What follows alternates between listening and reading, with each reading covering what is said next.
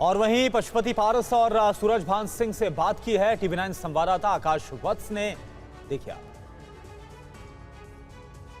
पशुपति जी, आज जो बिहार में राजनीतिक स्थिति है, जिस जगह पर आज आप खड़े हैं, अगर रामविलास पासवान होते तो वो क्या करते? देखिए,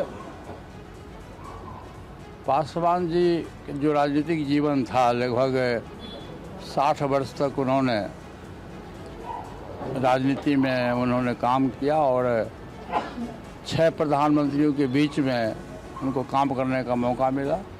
और जब कभी भी मौका मिला तो वो समाज के लोगों के लिए जो दबे कुचले लोग थे, उसके उत्थान की बात उन्होंने की।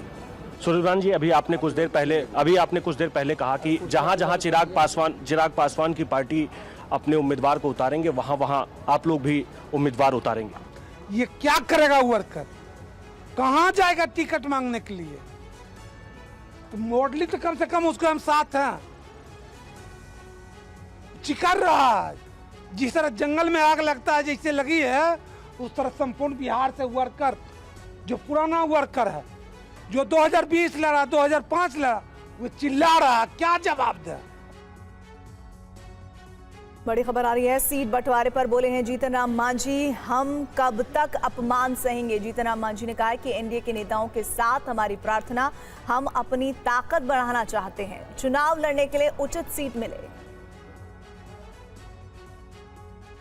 देखिए, अभी जो सीट शेयरिंग का मामला है, हम एनडीए के नेताओं से प्रार्थना कर रहे हैं। प्रार्थना इसलिए कर रहे हैं कि हम अपने को अपमानित अभी समझ रहे हैं।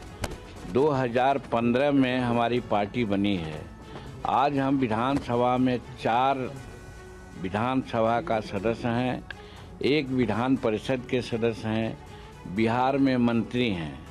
तो 2 जगह में हमको इतनी अपमानित होने पड़ी कि हम नहीं कर सकते हैं। और एक जगह है कि अभी मतदाता सूची का वितरण हो रहा था, तो हमारे लोगों को मतदाता सूची नहीं मिली, इसलिए कि हम मान्यता प्राप्त नहीं थे। बेइज्जती है कि नहीं, तो आप समझिए। दूसरी बार इलेक्शन कमेटी के लोग गए, कमीशन के लोग, इन लोगों ने सभी पॉलिटिकल पार्टियों को बुलाया, तो हमें नहीं बुलाया गया, इसलिए कि हम निबंधित पार्टी थे। तो ये अपमान का घूंट कितना दिन सह के रहेंगे? और जिसका एक विधायक नहीं है, वो अपने को बड़ा समझता है। और बिहार चुनाव से जुड़ी एक और अहम खबर है, प्रशांत किशोर की जन स्वराज पार्टी कल अपने उम्मीदवार घोषित कर देगी। टीवी 9 भारतवर्ष पर सूत्रों के हवाले से ये एक्सक्लूसिव खबर सामने आ रही है। और आज पटना में बीजेपी चुनाव समिति की बैठक हुई और इस बैठक में बीजेपी की 15 सदस्य चुनाव समिति ने उम्मीदवारों पर मंथन किया है। कमजोर सीटों को जीतने की रणनीति तैयार की गई है। देखिए आप। अलायंस के लिए केंद्रीय नेतृत्व अपना काम कर रही है। हम अभी चुनाव समिति अपने सिटिंग सीट और वैसे ही सीट जिस पर भारतीय जनता पार्टी जीत दर्ज नहीं कर पाई थी, हम उन सीटों पर चर्चा कर रहे हैं और केंद्रीय नेतृत्व अलायंस का काम कर रहा है। बहुत ही समन्वय ढंग से विधानसभा सम्मेलन किया है, हम सबों ने जिला सम्मेलन किया है और 14 नवंबर के बाद 3/4 बहुमत के साथ 5 दल मिलकर के बिहार में सरकार बनाएंगे। हमारा एक ही नारा है, 25 से 30, नरेंद्र और नीतीश।